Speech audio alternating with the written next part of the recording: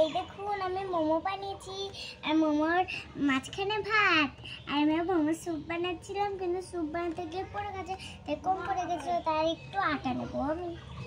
একটু আটা নেব আটা নিলাম এবার আমি এটা ঘুটবো এই দেখুন আমার ফ্রেন্ডও এসছে খাওয়ার জন্য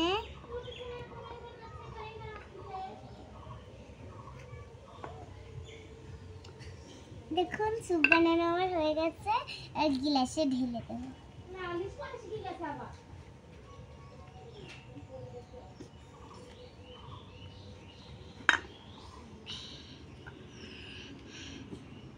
হাই রাম আমার গায়ে মায়ে পড়ে গেছে সারা গায়ে রে এই দেখুন আমি এখন গ্লাসে মোমো স্যুপ ঢালছি স্যুপ ঢালতে গিয়ে আমার প্যান্টাই পড়ে গেছে দেখুন